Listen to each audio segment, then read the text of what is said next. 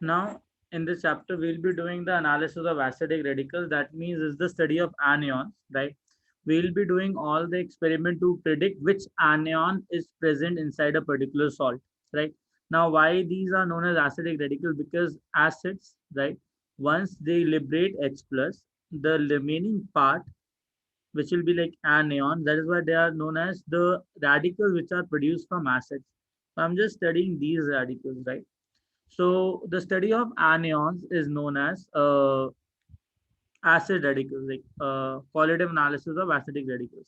Right now, there is a particular way or a particular systematic way where you can analyze which kind of anion is particularly present inside a particular salt. Now, understand one thing: there are two type of category of anions, right? So anions are categorized into two parts. Like for part number one is class A radicals. Another thing is class B radicals. Now understand that what are class A radicals? They are also divided into two parts. The radicals which will produce a gas with either dilute HCl or with dilute H2SO4.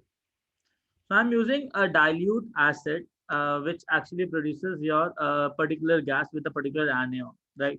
Now, another category is the particular anion which is producing gas with the help after reacting it with concentrated H2SO4. Getting a point? So I'm having either a gas or acidic vapors with the help of concentrated H2SO4. Now, class B consists of your two categories again, in which one category is I have to test the radical with the help of precipitation reactions. Another thing is by redox reaction, that is by reduction and oxidation. Now, understand one thing here. Now, which anions are actually giving test with dilute HCl or produces of gas with dilute HCl or dilute H2SO4? See, the kind of gas which they are producing initially is known as for that preliminary test. So in preliminary test, what you will observing whether a particular colored gas is coming out or a gas with a particular smell is coming out or a gas with a particular characteristics, like there will be an observable characteristics for a particular gas which will be like evolved during these reactions, right? Now, whenever a salt is given to you initially, now take a pinch of salt, put that salt into a test tube. Now, after putting that salt into the test tube, just put initially dilute HCl or dilute H2O. If you're observing that a particular gas is just coming out of this test tube, that means the salt is belonging to this particular category. Now, what all anions are there which actually gives a preliminary test with dilute HCl and dilute H2SO4? The anions are carbonate, sulfite, sulfite, nitrite, thiosulfate, and acetate. So these are the anions which actually produces a particular gas with the help of after reacting with dilute HCl and dilute H2SO4. Now, with concentrated H2SO4, the acidic radicals which will produce gas will be F minus, Cl minus, your Br minus, I minus. That means whole set of halide ion, nitrate, and oxalate. So these are the anions which are actually giving the preliminary test with concentrated H2SO4. What is preliminary test? In the preliminary test, what you will see a particular colored gas is coming out or gas with a pungent smell is coming out. So by this initial test, you can find, you can confirm the presence of a particular anion by using, by doing the different other tests, which are known as confirmatory tests. After confirmatory tests, after success of confirmatory tests, you will be sure that, okay, this particular acid radical is present inside a salt. Now, in precipitation reaction, they will not produce any kind of gas with these acids, right?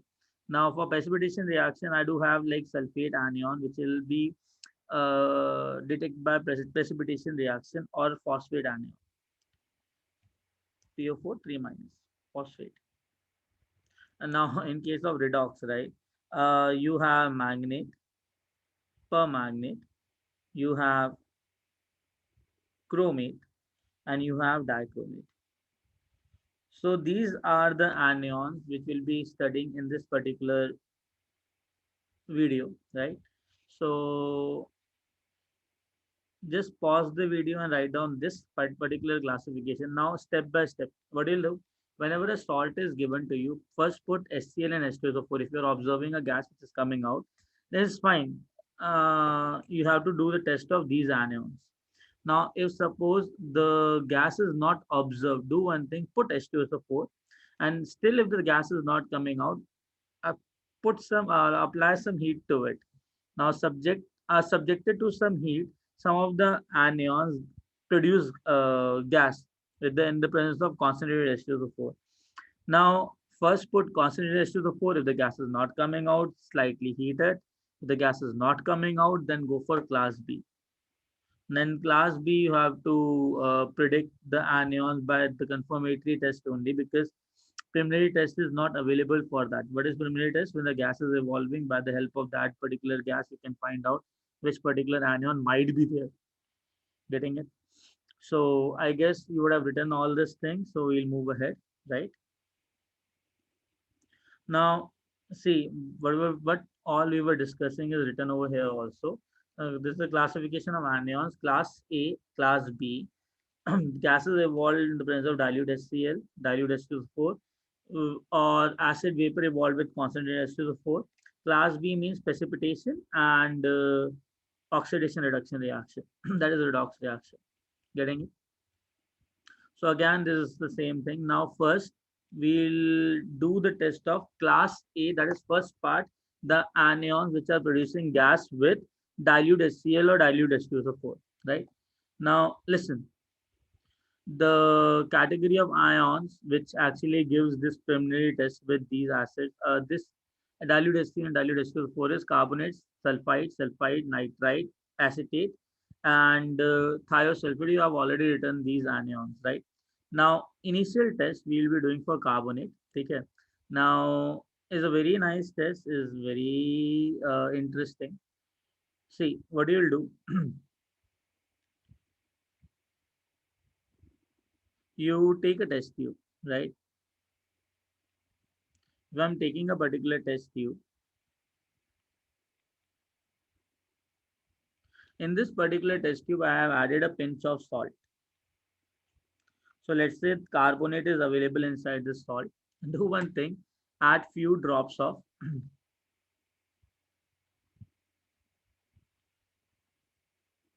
dilute HCl or H2SO4. Now, what exactly happens when carbonate react with H plus? It'll produce H2CO3, and we know that H2CO3 is not stable. It readily decomposes to give H2 and carbon dioxide. Whenever carbon dioxide is coming out, it produces a hissing sound which is known as brisk effervescence. हम बोलते हैं इसको brisk effervescence. So whenever you're getting a hissing sound which is coming out from that particular salt, just it is make sure that carbonate might be present over there. Okay. Now, I know that the carbon dioxide gas is just coming out. You do one thing, take a U tube. There are special kinds of test tubes available where there is a U tube which is attached to the particular test tube like this. You might have seen in your laboratories and all. So this is a particular setup they are having. Now listen, you can do one thing. If the carbon dioxide is coming out, you just put your thumb over there and cross this mouth. If you just you have placed your thumb over here, what will happen? The carbon dioxide gas will pass through this particular U-tube and escape, try to escape. In this solution, you do one thing. Put lime water or barita water. Now, what is lime water? CaOH whole twice. Barita water, BaOH whole twice. What will happen whenever carbon dioxide is passing through this lime water? I'll be getting calcium carbonate, which makes the lime water milky. The same case happens with Barita water. I'll passing CO2, I'll be getting BaCO3, which again make it milky. Don't pass it in excess amount because carbonate becomes bicarbonate, which again becomes soluble. Again, a transparent solution you'll observe. So put that CO2 in last very less amount, right? So whenever the milkiness appears, it infers that carbon dioxide is evolving and carbonate might be present inside a particular salt. Now, why I'm saying might, because it is not a confirmatory test. It's just a initial preliminary test by which you are just finding out with the help of a gas which is just passing through the solution that it might be there, right? Okay, now we'll move ahead. Okay. Now listen. Again, with dilute HCl, it give effervescence due to the evolution of carbon dioxide gas. The carbon dioxide gas you're passing through this gas, Barita water or lime water, this is lime water, Barita water, I'll get milkiness. I just told you that on prolonged passage of carbon dioxide in lime water, turbidity slowly disappears due to the formation of soluble hydrogen carbonate. Getting it? Now, second test is like the confirmatory test. After the preliminary test, we'll be doing confirmatory test. Now, barium chloride or calcium chloride solution. Again, you know that I have barium chloride, which is like soluble. You have calcium chloride, which is soluble. It'll give me barium ions and it'll give me calcium ions. If I'm putting this calcium ion or barium chloride or calcium chloride inside this salt, which contain carbonate, what will happen? Barium combined with carbonate to form BaCO3, which is a white PPT. Calcium combined with carbonate to form calcium carbonate, which is again a white PPT. So I'll be getting a white precipitate of barium carbonate and calcium carbonate when you are just putting this BaCl2 solution inside the uh, aqueous solution of salt which contain carbonate ion, right? Now,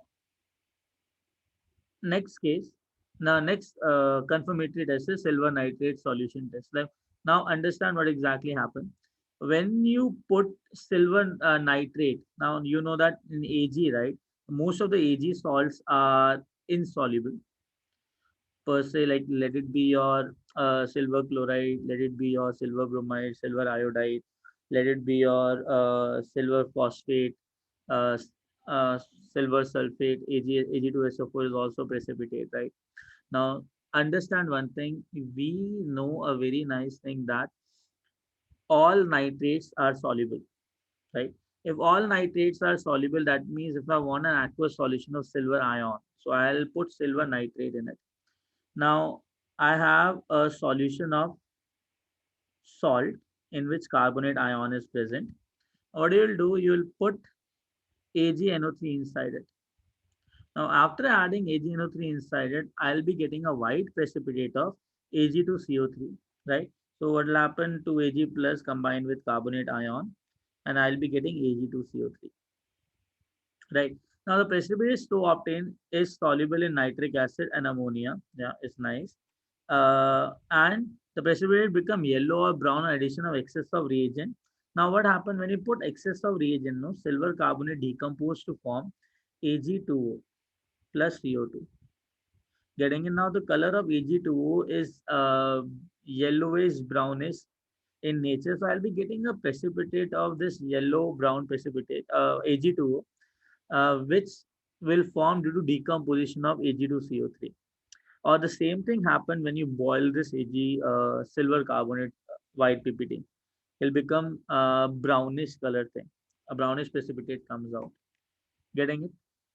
Now, it is also said that the silver carbonate is soluble in nitric acid or make it like ammonia. Why nitric acid? Because again, if you put HNO3 inside it, H plus ion neutralize the basic carbonate and H2CO3 comes out. Again, I'll be getting AgNO3 plus H2O plus CO2 is an acid base reaction. Or if you are putting ammonia solution in it, ammonia solution is nothing but NH4OH. Just put aqueous ammonium hydroxide in it. Now what happens? Silver forms a soluble complex of ammonia inside the solution. Getting it? That's what happens. So if someone asks you that what will happen when you put the ammonia solution or HNO3 inside Ag2CO3, so you should know exactly what is going on. Getting it? So I guess you understood the confirmatory test of carbonate, right? Now we'll be moving to preliminary test of sulfite, and then again we'll move to confirmatory test of sulfite. Now understand one thing. In sulfite, what you'll do, you'll take a test tube, right? Obviously. Once you have taken the test tube,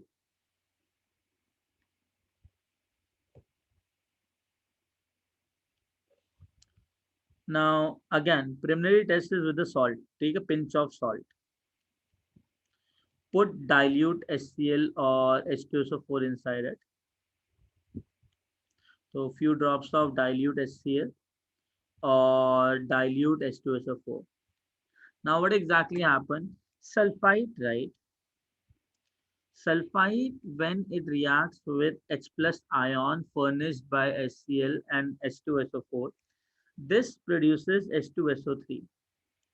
Again, H2CO3 will decompose like H2CO3 to form H2O plus SO2. Now, whenever a sulfur dioxide gas is coming out, no, it is like burning sulfur smell. It is colorless, obviously.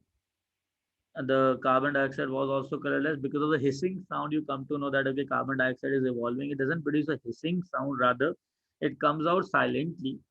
And sulfur dioxide is colorless, but it has a very characteristic smell, pungent smell of burning sulfur. So I have a burning sulfur smell. I don't know whether you have witnessed it or not. When a particular tire got burned, right? Suppose you are just riding a cycle, and if you have applied certain brakes, then you will have some sort of smell comes out from the tires, right? The similar smell is of like burning sulfur, is very suffocating, right? So I'm getting SO2 gas, which is like coming out from it. Now, next, acidified potassium dichromate solution. You know that the sulfate is nothing but it has the oxidation state of +4. Now, if I'm reacting it with the acidified potassium dichromate solution,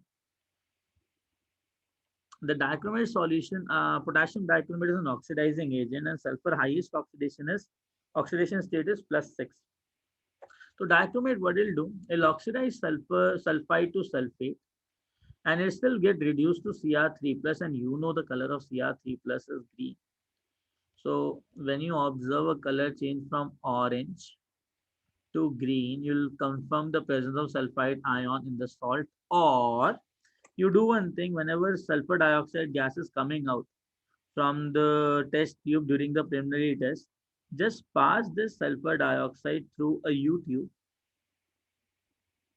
which contain your potassium dichromate, acidified potassium dichromate, because potassium dichromate is an oxidizing acid agent in acidic medium. Getting it? So I'll be getting this thing. And you know what? The one more test will be like put barita water or calcium water. This sulfur dioxide, if you pass through this barita water or calcium water also, what will happen? Lime water. What will happen? This lime water again will become CaSO3, which is nothing but again a white PPT, milkiness will be there. Similar thing happens with barita water. So in this YouTube, you can either put potassium dichromate, or you can pass this SO2 from through lime water or through barita water. That is barium hydroxide solution. So with barium hydroxide solution, what will happen? Again, I'll get a precipitate of BaSO3, which is again a white PPT. So once sulfur dioxide is coming out, you can test the sulfur dioxide with the help of lime water, barita water, and acidified potassium dichromate solution, right? I guess you would have noted that. We'll move ahead now, right? And again, if people ask you that if I'm passing excess of SO3, what will happen? Again, SO2 will, in the presence of water, excess of SO2 in presence of water will combine with sulfite to form bisulfite. It'll become soluble, like your or that bicarbonate. Getting it? So carbon dioxide and sulfur dioxide reaction are similar except the reaction which is given by K2Cr2O7. Carbon dioxide doesn't react with K2Cr2O7 because carbon is already in the highest oxidation state. Right? Now listen, barium chloride solution or strontium chloride solution. Now understand one thing. If I'm having barium chloride which is soluble, if I'm having strontium chloride which is soluble, I'm just adding anion sulfide in it. A displacement reaction takes place in which I'll get a precipitate of barium sulfide, and I'll be getting a precipitate of strontium sulfide. Both are white PPT.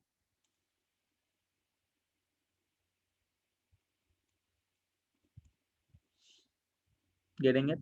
So we have done till now the test for carbonate as well as for sulfide, right? Now, I guess you would have written all these reactions, right? So we'll move ahead. With sulfide. Now, sulfide, don't dare to do the reaction with sulfide. The preliminary test is so yuck. Now, what will happen when you put HCl or dilute H2SO4 inside the salt? It produces H2S, which is highly inflammable. But I'm not saying that it'll get explode. But the problems comes with the smell. This rotten egg smell no is so damn bad. The kind of smell you it comes from this gutters and all, right? It's a very bad smell. Gases will a bad smell gas will come out. So while testing this sulfide ion in the lab, right, a lot of students have this issue. The smell of H2S is very irritating. Now understand what happened. Again, take a pinch of salt for confirmatory test, preliminary test. Now, what will happen in preliminary test? You will take salt. Now, in that salt, you have taken sulfide. What I'm doing here, I'm putting H plus ion in it. That is dilute HCl and dilute H2SO4. Now, H plus when combined with H2 minus, how many H plus will combine with it? 2H plus, correct, to produce H2S gas. So I'll be having H2S gas, which is like just coming out of the solution. So once you got this H2S gas, done. Your nose will burn, right? It has a very bad smell of rotten egg. The rotten egg smell will be there, right? So fine, just bear with it, right? Now listen, another confirmatory test for sulfide.